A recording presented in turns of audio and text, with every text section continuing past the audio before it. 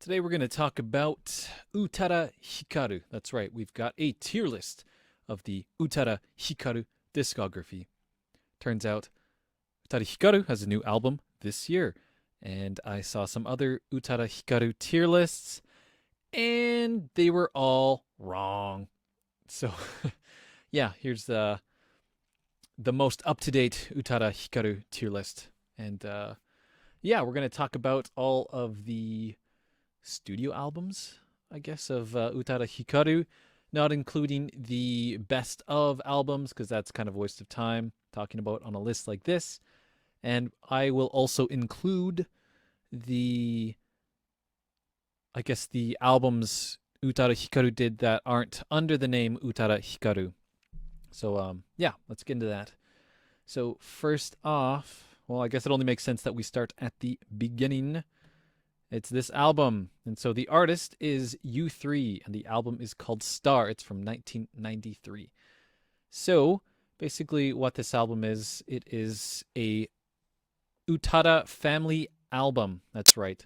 So you've got Keiko Fuji, the mother of Utada Hikaru, who is the lead vocalist, and then Utada Hikaru does vocals on about 3 of the songs on the album. So Utada isn't featured a ton, but she's still there.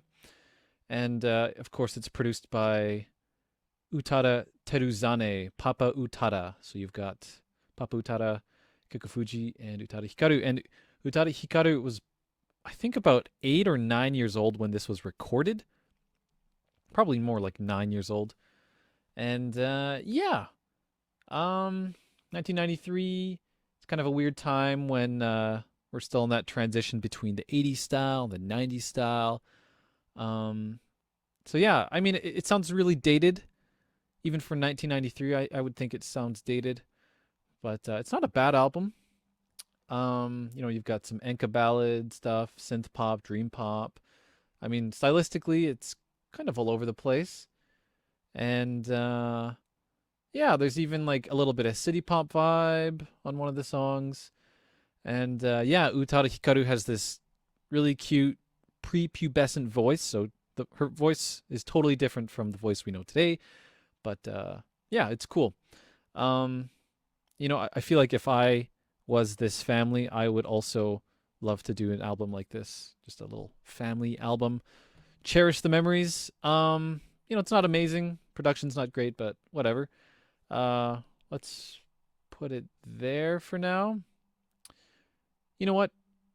I feel like something's amiss here. So let me make some changes. Oh, not that. Yeah. Let's change this up. This letter grade is pretty boring, so let's make this a little more Utada Hikaru friendly. Easy breezy Japanese. I don't think that's a real word, so it doesn't matter how I spell it. Obviously, that is the greatest lyric Utada Hikaru has done. Kuma. That is Utada Hikaru's spirit animal. That pakuchi is, of course, Utada Hikaru's favorite herb. Simple and clean. That is an Utada Hikaru song. Not amazing, but decent song. So we're getting lower on the ranking. Kingdom Hearts 3, that of course is the weakest Kingdom Hearts game in the main franchise. And Be My Last, that is probably the lowest of Utada Hikaru songs. And just because it ends up on Kingdom Hearts 3 or Be My Last doesn't mean it's an awful album. It's not like a fail album. It just means in the context of Utada Hikaru, it is at the bottom. So anyways, let's get back to the music review ranking. Next up, we've got this album. So the artist's name is Cubic U, and it's the album itself is called Precious. It's from 1997. That's when it was originally released. And so this is, I guess, technically Utada Hikaru's first solo album, even though Utada performed under the name Cubic U. But, as a lot of the big fans would know that Utada Hikaru was actually born in Manhattan, New York. And I feel like this album is very Western. It's got that R&B sound that was really big at the time in the States. It's all in English. So yeah, um, Utada Hikaru was about 14 years old when it was recorded, if I'm not mistaken. But quite impressive for that age, especially considering that a good portion of the songwriting was done by Utada at such a young age. Um, it shows a lot of potential. I feel like this is when we really start to hear Utada's adult voice, kind of the voice that we know and love today. But if I'm being totally honest, I don't think it's very good. Um, as far as R&B, it's pretty mediocre, nothing too special. There is one track. It's a Carpenter's cover, Close to You, and I like that song. But the rest of it, I don't know. It's really not my cup of tea, but it shows potential. Unfortunately, that's going to be in the Be My Last tier. So not off to a great start. Let's see if it improves. So next up, the year 1999. This one. The album is called First Love. And this is the first album under the name Utada Hikaru. So, many probably consider this the first true Utada Hikaru album, especially since those first two are out of print. You cannot find them on streaming services. You can find them on YouTube, I believe. But yeah, so First Love. This is the most commercially successful Utada Hikaru album. It's one of the highest selling albums of Japan of all time. And like the Cubic U album, it follows that R&B sound. However, this is a true Japanese release. And the vast majority of the lyrics are in Japanese. And so yeah, it's kind of like a rebranding of Cubic U, but stylistically not too different. But production's better, songwriting's better, and just I would say the songwriting's a little more. Sorry, the content is not mature, but she has matured. Utada Hikaru has matured. However, still quite young, about 16 years, if I'm not mistaken, when it was released or when it was recorded, something like that. There's some fun songs. Moving On Without You, Amaiwana. Yeah, really good songs, I'd say. But a lot of the album, still not my cup of tea, I'd say. Heavy in that R&B thing. There's one or two really sappy love ballads, really saccharine. Definitely not my thing, but overall, like pretty good, I'd say. Yeah. So maybe the simple and clean tier. I might go back and change some of these, but let's leave it there for now. Next up, 2001, the album Distance, right here. So stylistically, not too different from First Love, but I would say the production is more polished than before. But yeah, lots of R&B still.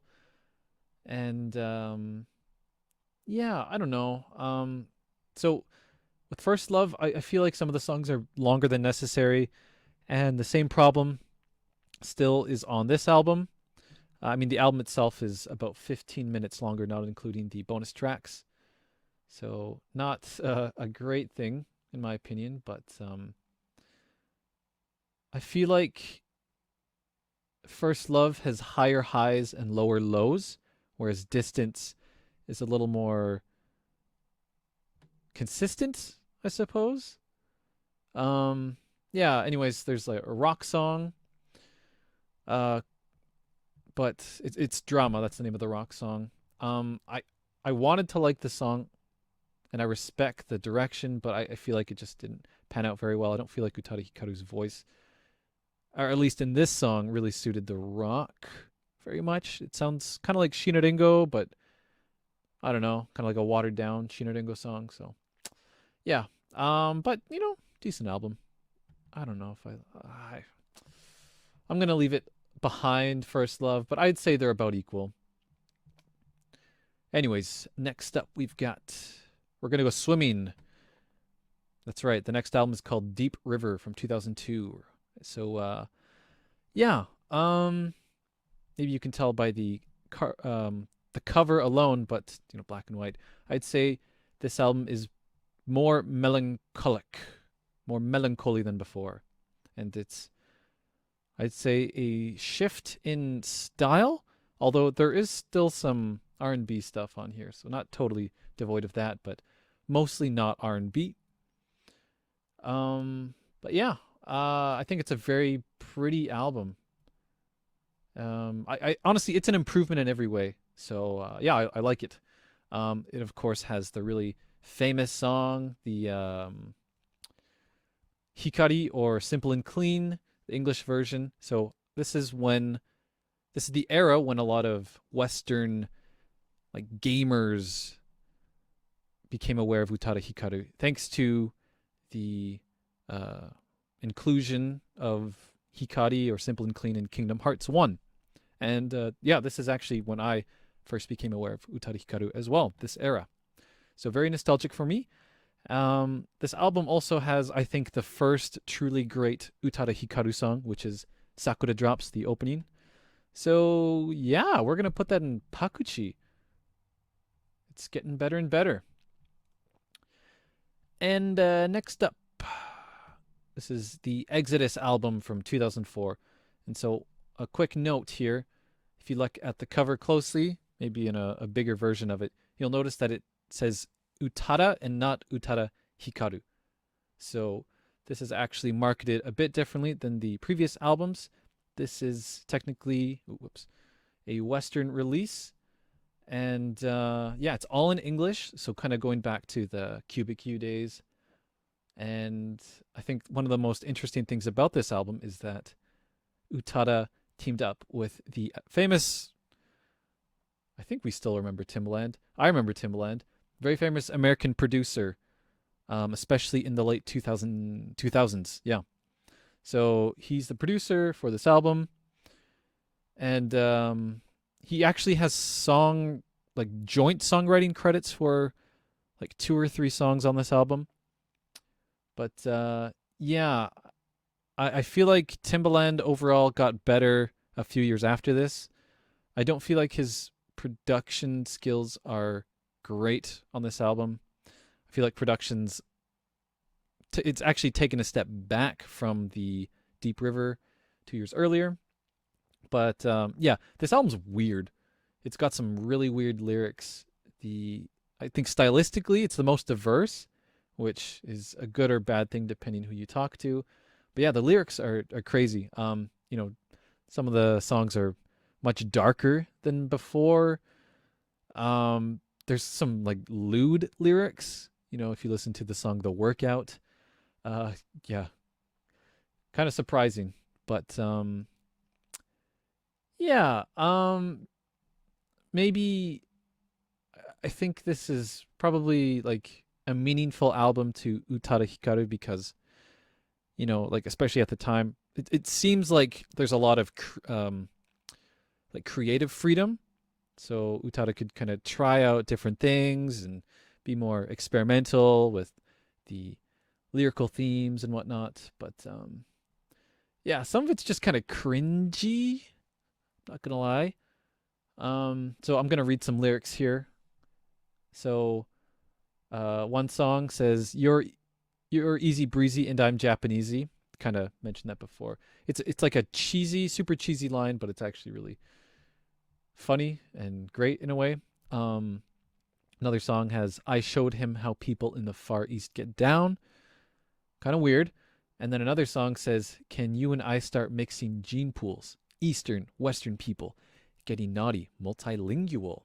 So I think we see a theme with these lyrics in that Utada Hikaru is promoting interracial relationships, which is, I think, odd. We don't hear that a lot in songs, but I mean, I'm not against that, so why not? But despite how weird and cringy some of the lyrics are, I overall had a fun time listening to it. I think the songs that Timbaland co-wrote are the weakest on the album, kind of the blandest. And yeah, it's definitely worth a listen. You're not gonna love every song, but yeah, there's some good ones. There are some good songs for sure. But yeah, very very strange. Very meme-worthy album. Let's put it that way. Anyways, let's move on. 2006, Ultra Blue, and so this is a Japanese album. So it goes under the name of Utada Hikaru, and yeah, it's very glossy production. It's very cutting edge and futuristic, and it's trying really hard to be so. And so I'd say it's trying a little too hard, and it takes itself very seriously. It doesn't mean it's a bad album. So you can kind of just tell by the album cover. It's got like some interesting filters, and it looks like futury and maybe a little alien. I keep moving that screen there. But yeah, I mean, I like sci-fi and cheesy stuff, so it's not necessarily a bad thing for me. And there are some genuinely great songs on the album, no doubt. But not every song is great. There's some, songs that are okay. There's one song I think isn't bad, but there's like a bad part in the song, Making Love. There's like one line in the chorus where it's like, she just says, Making Love. It's weird. And then there's the one song, Be My Last, which is a ranking on here. I mentioned it's the lowliest of Utada Hikaru songs. And honestly, it's a very annoying song. I do not like it. Maybe if I was 14, I would like it. It's like emo and annoying. I don't know. It's just, ugh. So yeah, I don't know. There's definitely like some great moments to the album, but I feel like it's just, there's some very weak moments as well. So overall, pretty good. I don't know. Yeah, I would say maybe Pakuchi tier, but definitely not as good as Deep River. All right. Well, let's move on. 2008, that is the year, and it's this album called Heart Station. And so while there were some very successful singles off the album itself is one of the, I guess, lowest selling of Utada Hikaru albums. At least up to this point, I think this was the lowest Japanese Utada Hikaru album, which is a big shame because, man, easy breezy Japanese tier. It is top tier Utada Hikaru, and I'll tell you why. The production is immaculate. So many beautiful synths and sounds off this album, and I think I know why a lot of people don't love it. If you look at the other tier lists, this is usually like right smack dab in the middle.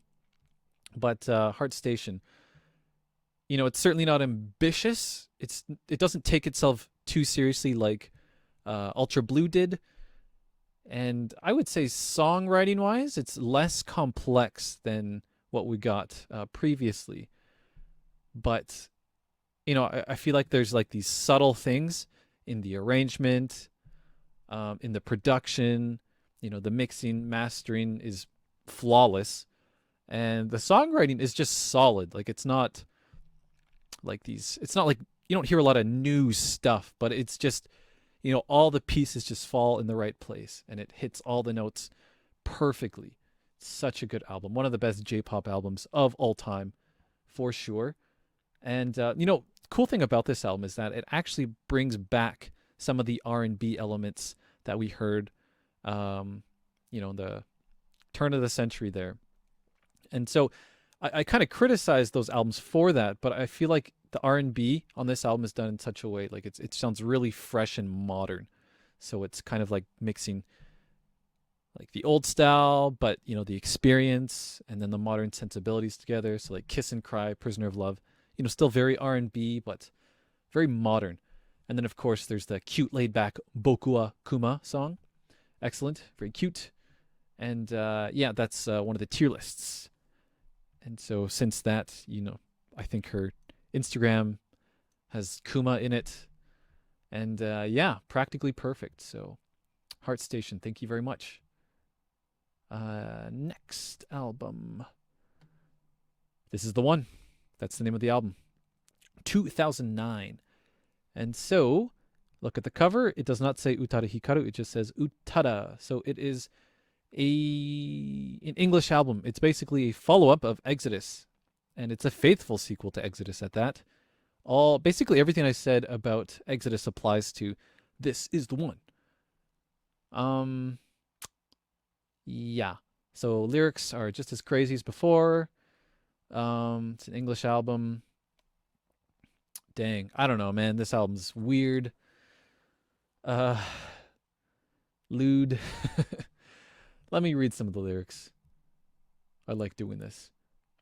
So one song says, "In my fantasies, I love you long time.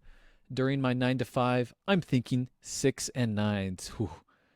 Very spicy. Very inappropriate, maybe? I don't know. Another song goes, "Tight jeans, no panties on. Oops, did I turn you on?" I don't know what to say about that. And another song goes, "'Cause you promised to change. What I gave you took. Nothing came in return. But I kept giving on, baby. 'Cause the sex was so good. And your talk was so smooth." So I think that goes to show that Utada Hikaru is secretly a pervert. Maybe not so secretly. I should be careful when I say that. I'm not saying Utada Hikaru is like a sex offender, but maybe more like someone who has a lot of weird content saved on their hard drive. You know, that sort of thing. There's kind of like some late 2000s K-pop vibes on this album as well. So like kind of like some of that Girls' Generation stuff we had before the 2010s. But you know, it's not all bad. Like there's some songs I think are fun to listen to. They're like kind of fun, catchy songs with good vocals with just cringy lyrics, which is unfortunate.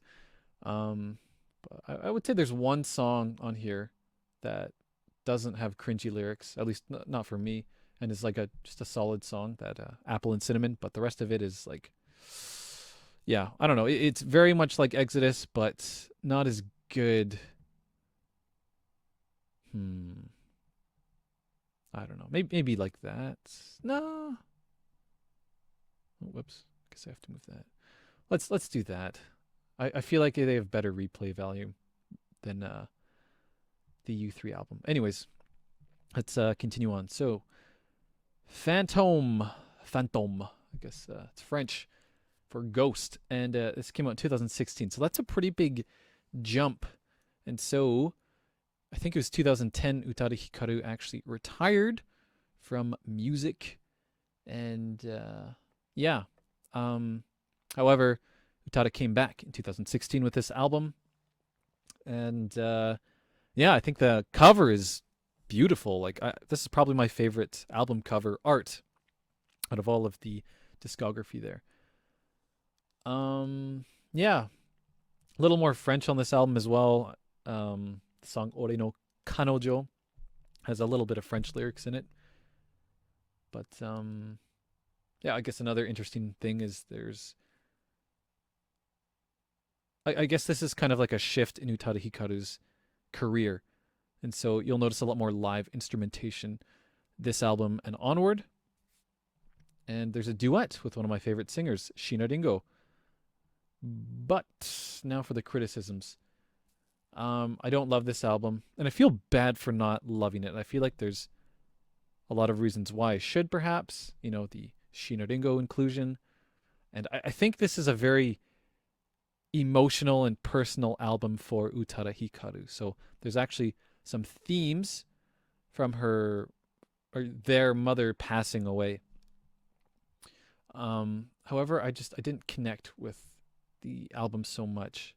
And so I think objectively the production is weaker than, quite a bit weaker than Heart Station, where it was flawless. It just lacks a lot of personality, I feel like.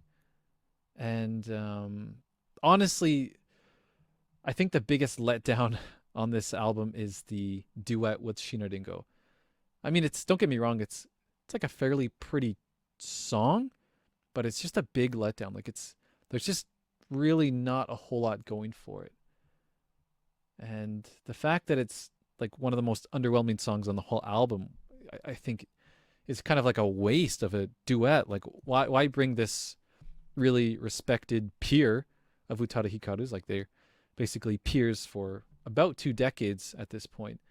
So like why would you bring on this friend of yours for like such a nothing burger of a song? Maybe that's too harsh, but um, it was a letdown for me. And what makes this duet worse is that in 2019, Utada Hikaru and Shinorengo came back with another duet, and that was actually amazing. That was such a good song. And so, in contrast, I feel like that makes this duet on this album even worse. Um, However, there is one song that I think is really good on this album. I have no criticisms of whatsoever, and that's the song Bokyaku. And that I guess I wouldn't say that's a duet, but it features another artist named Ko.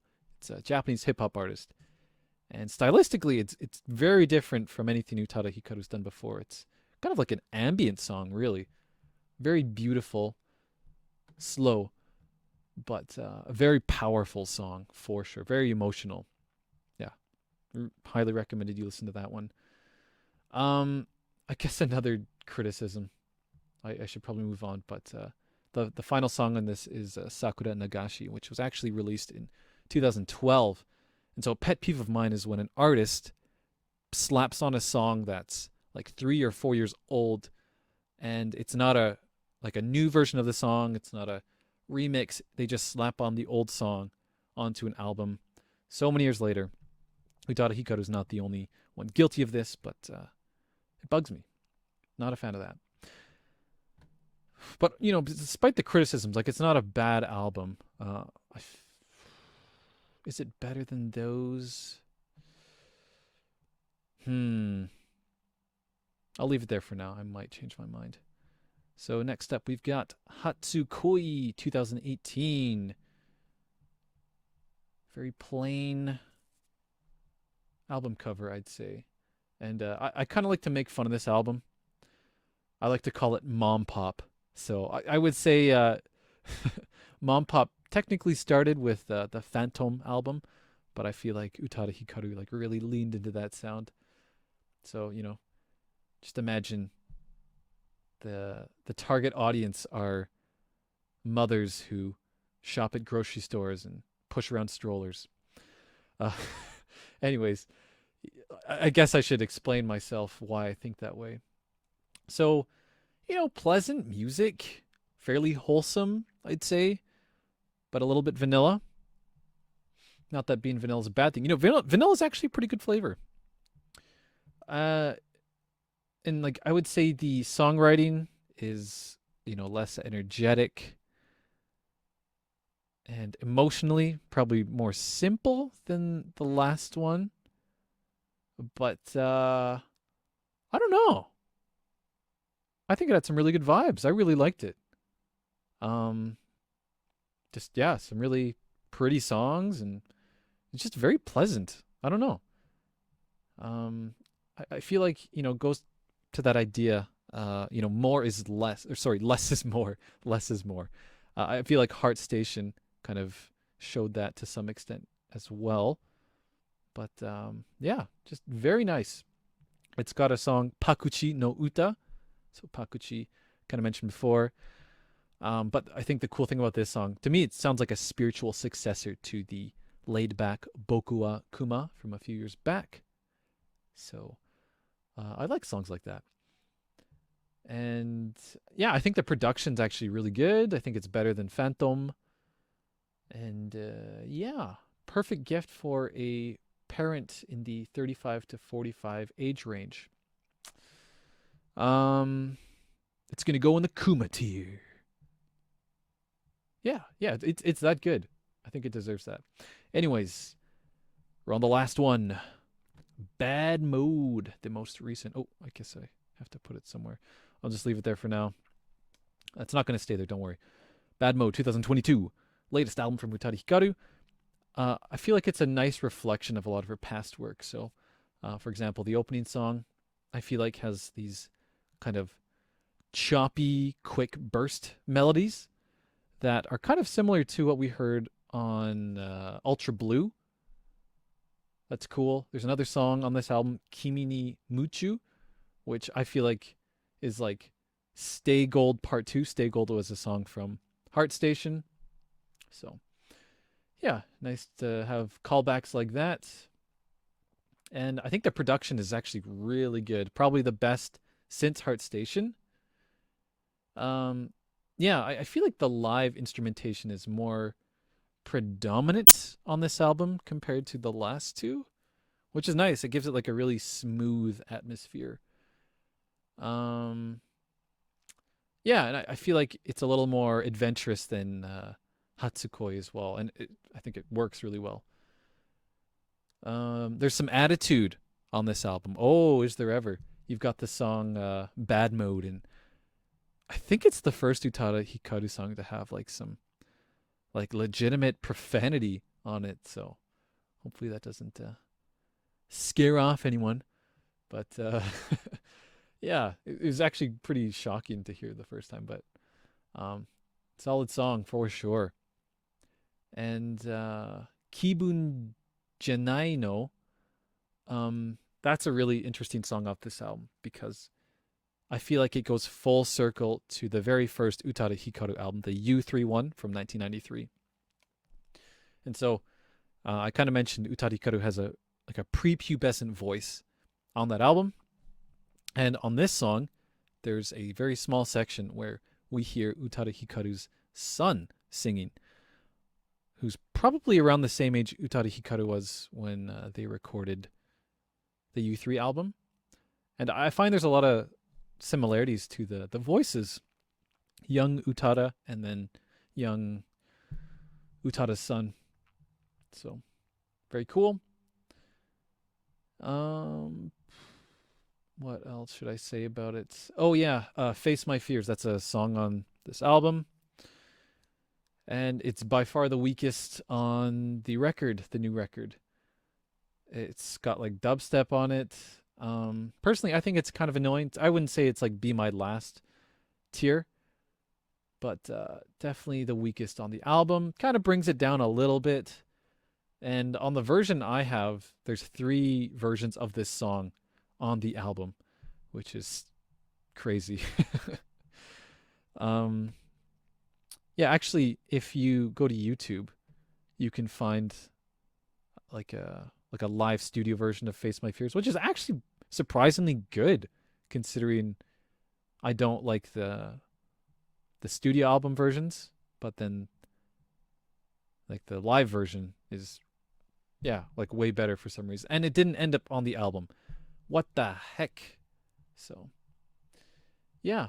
But you know, also the album cover I think is kind of funny. It's just like so like I don't give a crap. You know, if you look at a full-sized image, you'll see that the outfit is like very androgynous, just some very gender neutral sweats. But I don't know, it's still charming, but kind of funny. I don't know why it's funny.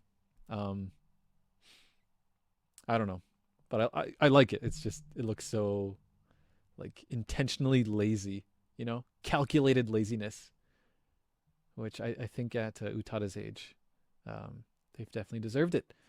So yeah, that's the tier list.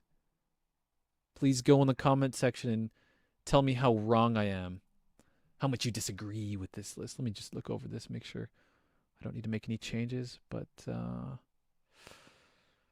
yeah, honestly, I do feel bad about putting Phantom there, but I feel like these albums have better replay value for sure. So yeah,